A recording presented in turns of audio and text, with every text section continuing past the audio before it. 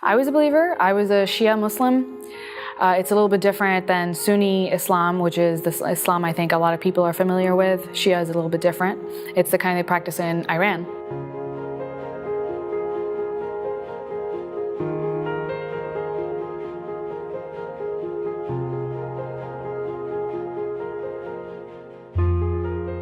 I believed for a long time, and I participated in the local community in Houston, Texas, which is actually a pretty large community of Muslims. And I did that for a long time until I decided that it doesn't make any sense.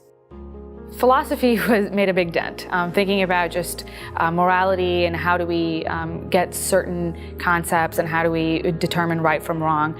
As soon as I started looking into what Islam really wanted out of me and what they wanted me to believe, I thought that a lot of this just doesn't feel good or moral or right. So that was, I think, the first thing that I started thinking about before I left. Islam is a gendered religion in the sense that if you are a Muslim, or if you're a Muslim woman and you're a Muslim man, you're going to practice Islam very differently. Those mean very different things to you. What it means to be a good person is two very different things because those roles are set out for you pretty early.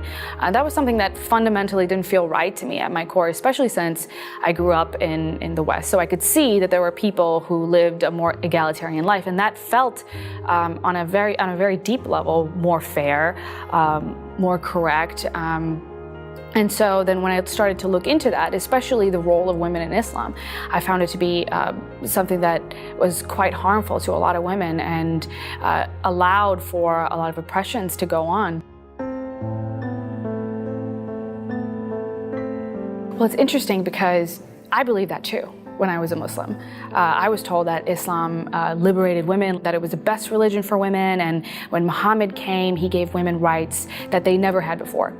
And I believed that, I bought that, and I thought that by making me cover up or encouraging me to cover up, they were protecting me from the evils of the world, and that's because I was special. I was something, that's how they phrase it anyway, that you are particularly special, and that's why you are covered up, like a diamond, they say.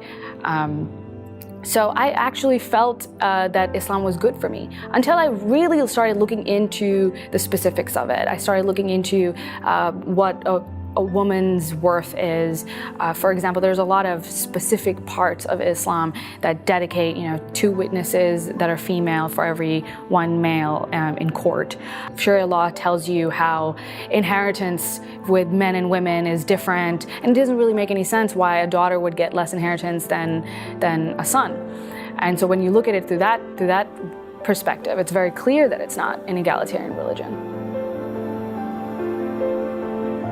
I'm an atheist, and I'm a humanist, I'm a free thinker. I call myself all those things. I think they mean different things to me, and I ascribe those labels to myself. I left religion around the age of 16. I met my first ex-Muslim at the age of 21, 22, and then we decided that it'd be good to start an organization where other people can see the benefits of meeting people like them and having that support, and so we started the Ex-Muslims in North America. We don't proselytize, so it is, we're giving comfort and support to those who have already left. I mean, I'm a civil libertarian, so I think that if you are a Muslim and you believe certain things, you have every right to believe that in the privacy of your own home. I have a problem when those beliefs start harming other people, when they start harming women, when they start harming children. That's when I have a problem, and that's when I want to get involved. Otherwise, if you're going to do whatever you want in the privacy of your own home, that's perfectly fine with me. So I don't really proselytize. But those who have decided that it's not the religion for them, because it is so difficult to leave, if you are a Muslim, because it is so difficult, I think it's really important to have those support and community networks. I'm very passionate about free speech. And it's especially important, I think, now when we're talking about Islamophobia and we're talking about hate speech and how criticism of Islam can be construed to be hate speech. Some people believe that. I don't. I think anti-Muslim bigotry, which is bigotry against Muslim as a people, and criticism of Islam are two very different concepts, and it's very important that we hold them apart as much as possible so that our dialogue can be constructive, truly constructive.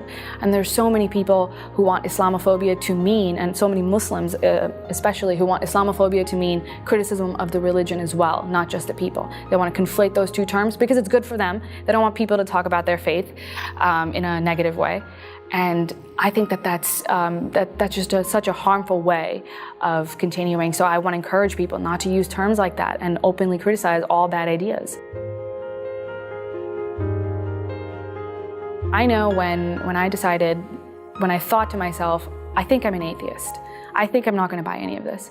It felt like a weight was just lifted off my shoulders, and the world felt like a bigger and more beautiful place immediately. I mean, it was shocking, and it was kind of scary because now there was this chaos that didn't exist when my world was ordered in the way that Allah wanted it to be.